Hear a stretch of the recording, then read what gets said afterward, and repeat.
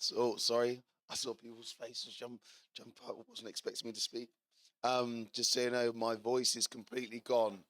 So I apologise if I keep dipping in and out, and it's already quite tired. I left it back home.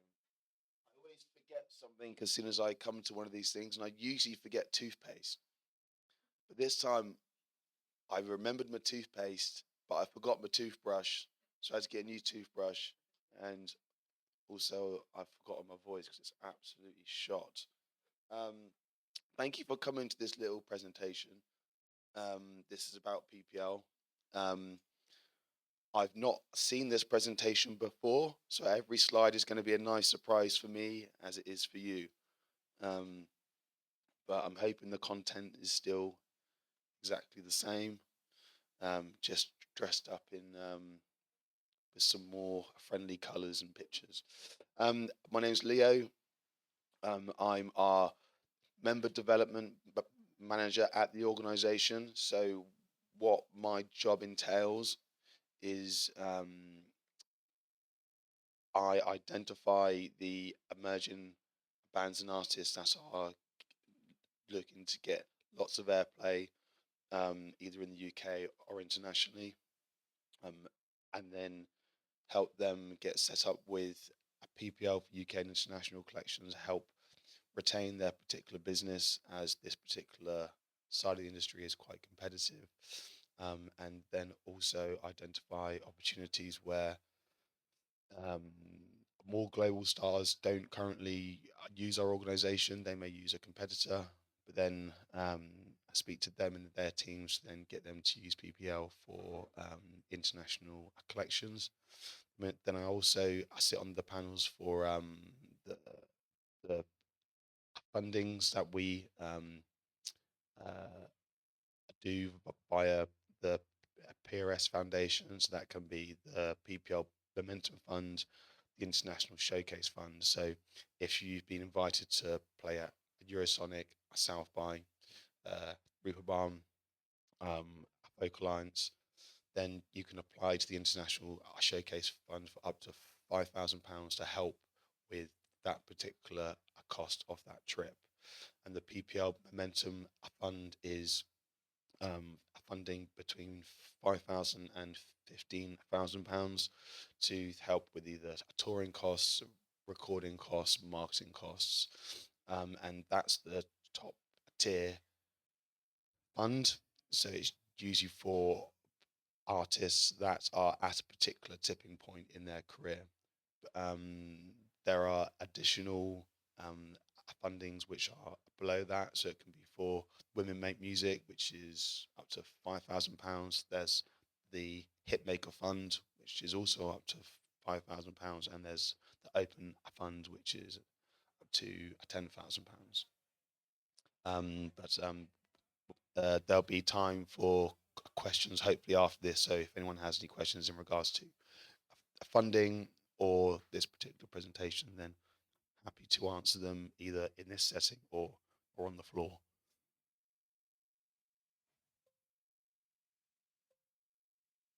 There we go. Cool. So this presentation will cover what a PPL is, where does the money come from, and also how do we turn rights into royalties. That looks like a new slide to me.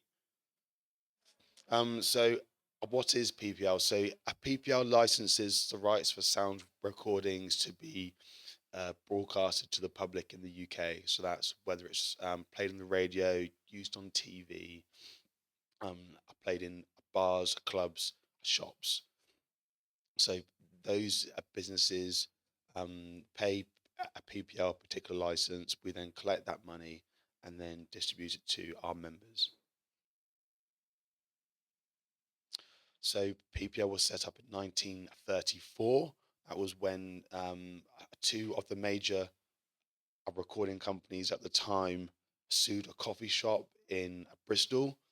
And they sued that coffee shop because they argued that because the coffee shop is playing music, it's entertaining its customers, The customers are therefore spending more money in the coffee shop, and therefore the owners of that copyright should then be remunerated for that particular practice, if you will. So then PPL was collected to license businesses to play music, and then in the 50s, that license then broadens to radio play, and then around 1996, PPL then started. So prior to 1996, performers didn't really get paid directly. All the money would go to the record company, and then the record company, in theory, would then pay some performers. But come 1996, it then became law that a performer can then receive remuneration from a PPR directly. And at that time, there were two societies. There was PAMRA and there was AMRA. Yeah. And then that then became, they then merged together. So there was just one organization, which was a PPL.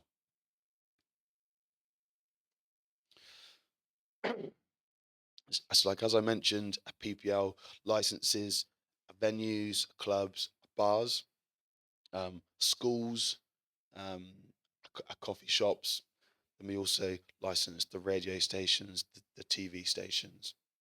Um, the the major broadcasters have to, so for instance, BBC, Sky, ITV, and your radio stations, the BBC, Capital, Absolute, they have to report to us down to the second what recordings they're actually using, so that usage is then put in together into like a machines to go, okay, well, this license from the BBC at this time is worth X amount of money. So any recordings which are used in that particular time is then going to be valued at this particular price. So where does the money we collect come from? Um, so there's compositions and there's sound recordings. The compositions is going to be collected by a PRS, and so PRS also look after publishers, whereas PPL, we obviously only look after the rights in the sound recordings. That does not include YouTube streaming. It only includes the broadcasted rights of the sound recordings. So there is no conflict of interest in regards to joining both societies. So if you're like a songwriter, you're purely a songwriter, you don't give any audio contributions to a recording, then you're only going to be a member of a PRS. If you're a songwriter, but you also do um, perform instruments on recordings, or even give BVs on a recording, you're going to be a member of both PRS and a PPL. If you're just a session musician and you don't own any rights to compositions, then you're just going to be a member of PPL. If you're a label, you're just going to be a member of PPL. Oh, cool. This is a brand new slide, so I do apologize for me taking a bit of extra time looking at this particular thing. So, um, I'm just going to read exactly what's on the slide, so I apologize. Um, so, how do we collect money for these two sets of members? So, our rights holder members and our performer members. Um, let's look first at the rights holders. So, that's the record labels, or if you're a self-releasing artist, you're you're going to be a rights holder as well, because you still own your masters.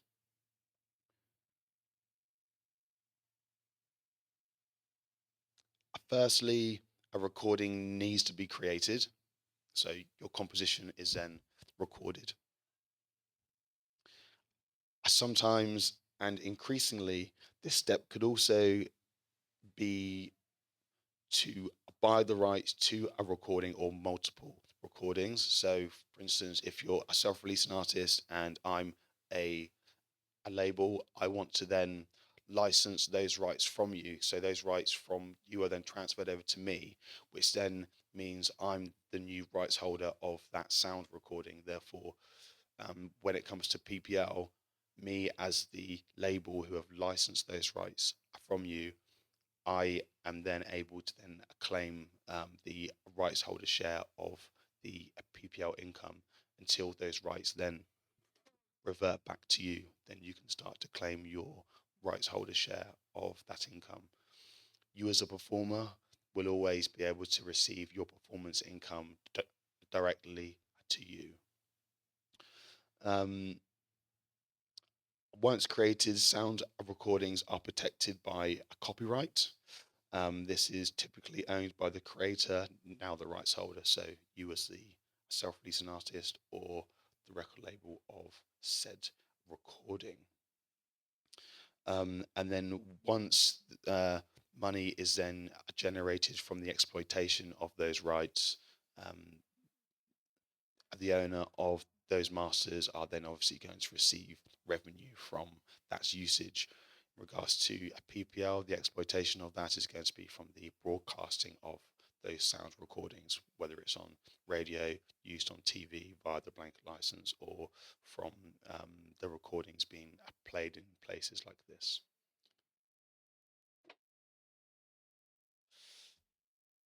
So as a performer, you are always entitled to receive PPL income. These rights cannot be waived. So if you're in a session, for instance, you're like a session musician, and someone asks you to waiver your PPL rights, that cannot be um, that cannot happen. You are always legally entitled to receive this particular revenue. Um, when you die, that's slightly different. Those rights can be transferred, so it becomes any other piece of like IP, so intellectual property. Therefore, it can be transferred to um, different people. But that's another conversation. Protecting our members. We ensure the voices of all our members can be heard. So we do have AGMs and like APMs. So a APM is for the performer members, um, and these meetings happen on a yearly basis. And if you're a member and you receive a payment within that particular calendar year, you'll get an invite to a like AGM or a like APM. Public performance and broadcast licensing. So we've touched upon this in the past slides. The public performance again is bars, clubs, but that particular license is actually licensed by our sister company called PRS and no, PRS PPL Limited. They're based up in Leicester. Their role is to license or to go to all the businesses, places like this, and say you need a PPL license. Well, you need a music license, which covers both a PRS and PPL. Originally, both organisations had their own departments for this. That's around, I think, 2008, I think it was. Um, the new company was then created for that particular license. So they do all the broadcast, no, all the public performance license, and then the money collected, some of it is paid to PPL and some of it is paid to um, PRS. The broadcast licensing, that is still done directly by a PPL. So the international collections, this is a big part of our business. So this is when our members' recordings are played in, say, Germany, France, US. If you give PPR the international mandate, then PPL will then collect that revenue for you in those different territories. So we have reciprocal agreements around the world. So if there's a French artist who's signed to a Dami in France, and their recordings are being used in the UK, PPL will collect that money and then pay through to Adami to then pay that particular member.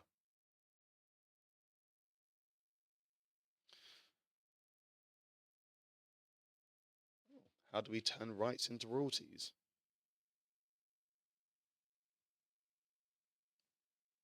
Don't really know what this is meant to say, but I'm assuming this actually means all of the reportings that we get from the broadcasters, so the BBC, ITV, um, they give us all the information on what recordings have been used in their broadcasts, and then we also get the data from bars and clubs who have those playlists. So, for instance, you go into Zara and you hear music being played.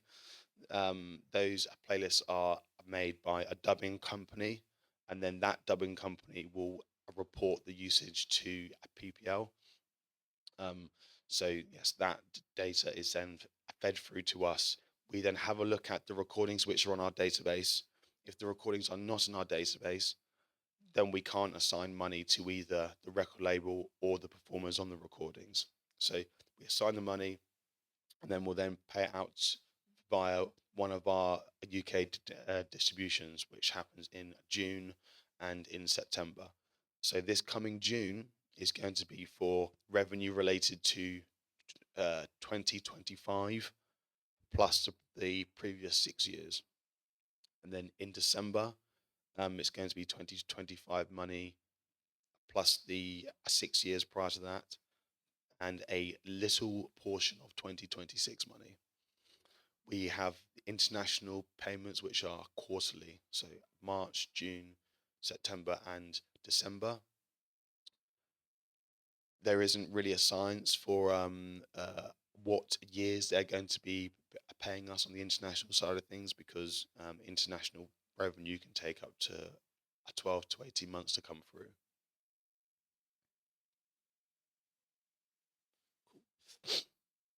Yeah. Um,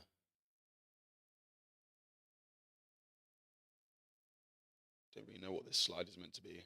Um,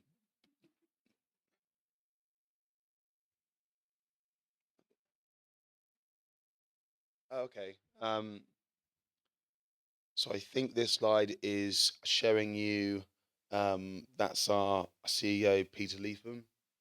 Um, and then we also do, as I mentioned, we do a lot of charity work. So the money we give to the PRS Foundation, but we also give money to other charities around the UK. So that could be help musicians, um,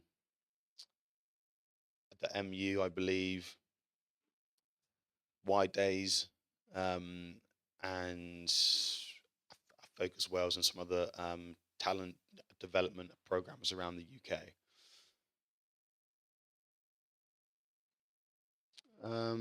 As well as providing services for CM. Oh yeah, of course.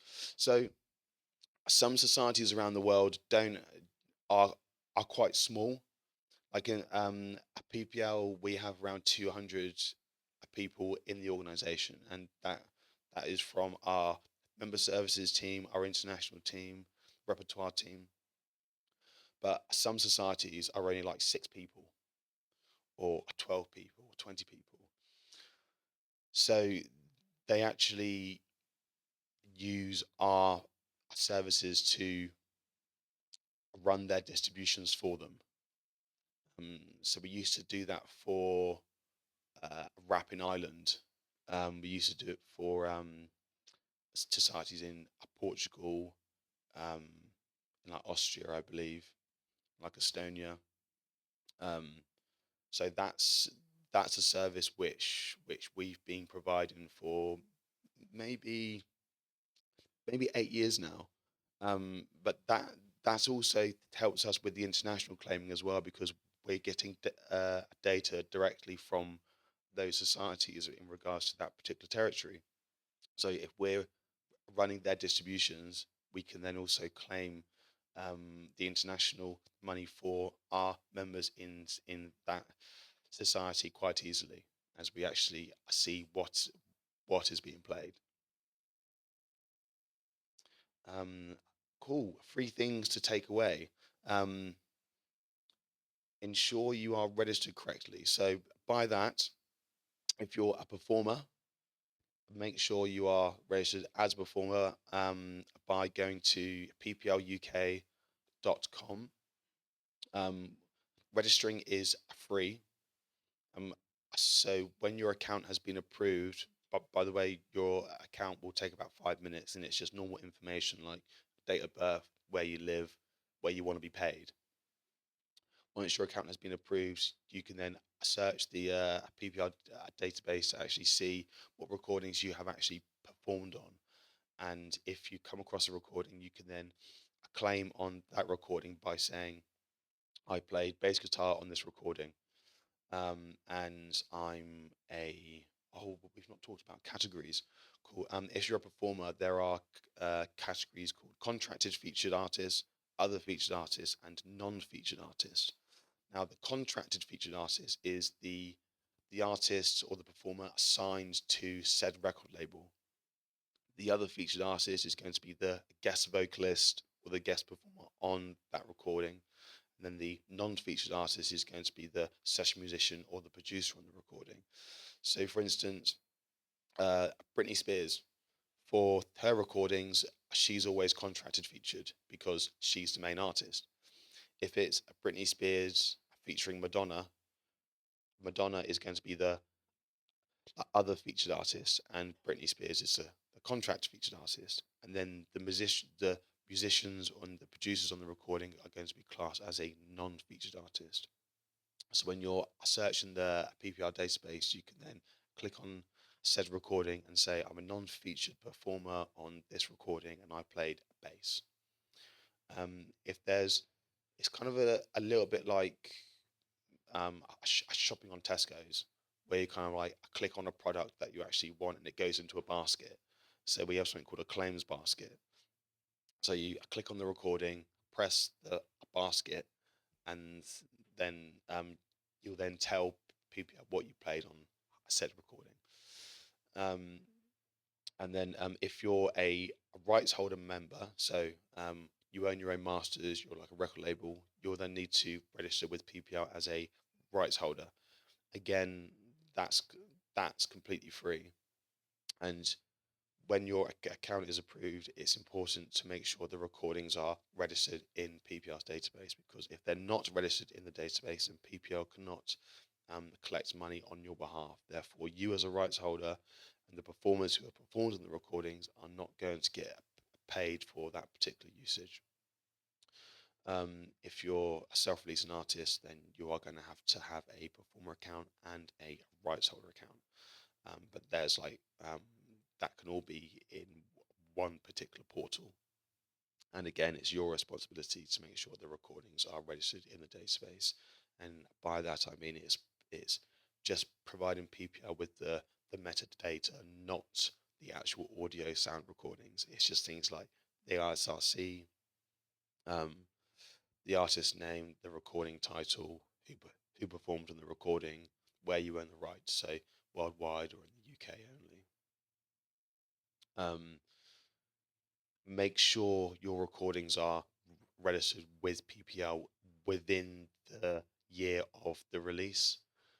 So by that I mean, if I'd had a single that came out on the 1st of January and I had all of my radio play in January this year, I will need to register that recording with PPL by the end of the year in order for that usage to be reported and paid to me.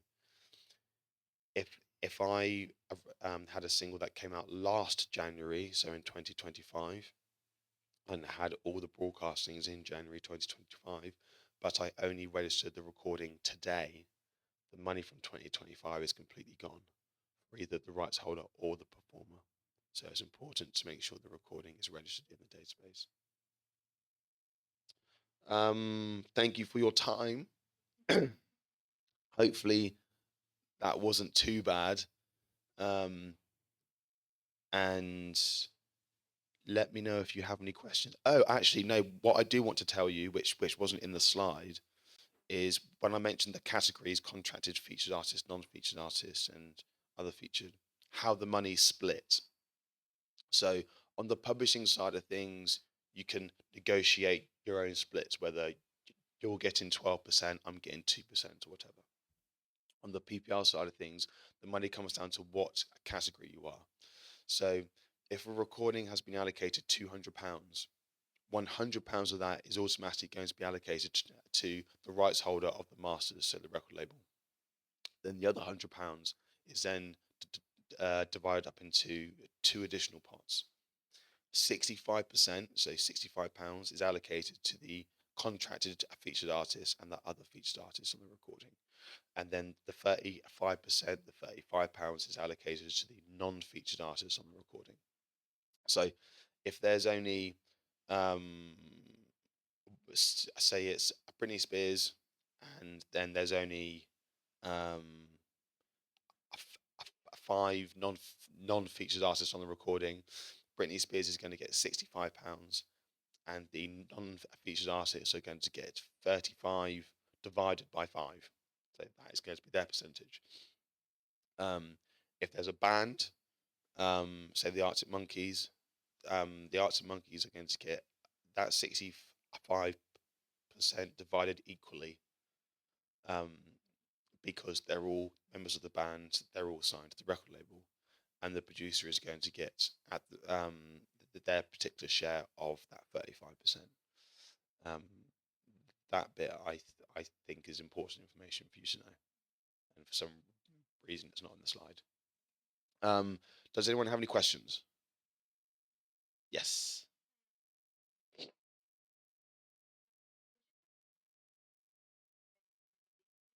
Mhm.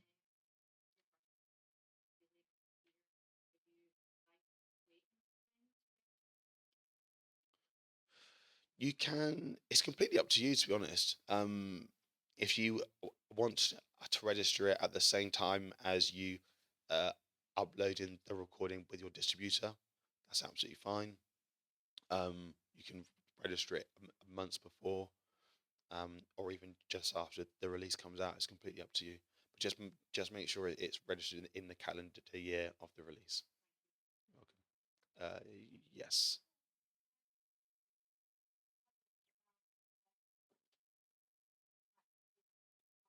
Oh, great. Yeah.